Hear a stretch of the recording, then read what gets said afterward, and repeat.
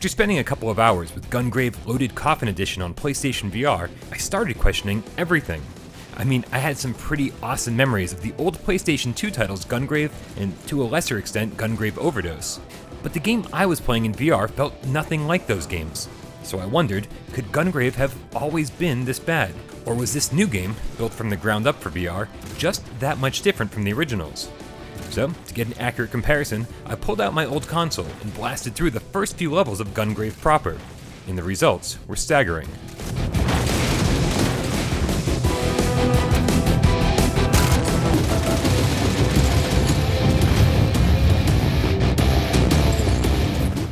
The first main difference you'll notice is that Gungrave VR simply doesn't control very well. The camera uses click turning and it's not all that responsive, so when you need to see what's going on behind you, you'll be mashing on the analog stick over and over hoping for a response. And with enemies surrounding you and bullets flying from every direction, it's more than a minor inconvenience. Plus, your character Grave has never been slower or less agile. The auto-aim from the originals has been replaced with head tracking, and now your guns that used to fire endlessly, a series mainstay, have been corrupted with guns that overheat, forcing you to occasionally hit L1 to cool them down, which can be a real drain on the action. And to top it off, levels are now comprised of multiple small arenas that are stitched together with loading screens, making each section feel completely unrelated to the last.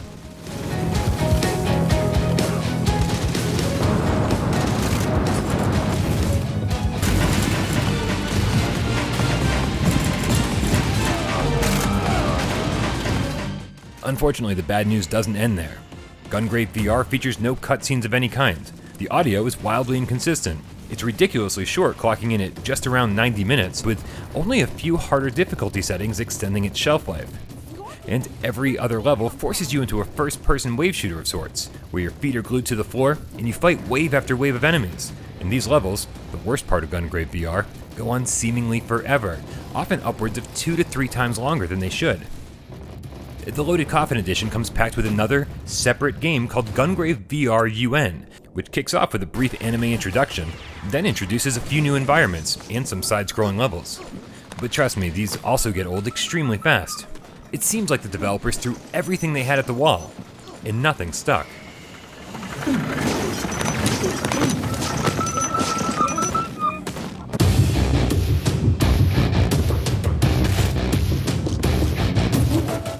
Gungrave VR ultimately just lacks any kind of personality. The original game oozes style with its beautiful, cel-shaded graphics and fluid control scheme. Starts you off in a nightclub, kicking down doors between rooms, firing non-stop and working your way up to the rooftops. But there's never any sense of cohesion like that here. Just short stints of generic alleyways, generic rooftops, generic enemies, all strung together with boring gameplay and long load times. Gungrave VR gave me the motivation to dig out my old PlayStation 2 console, track down all the cables and power supply, and play a retro game for the first time in years. So my advice is simple.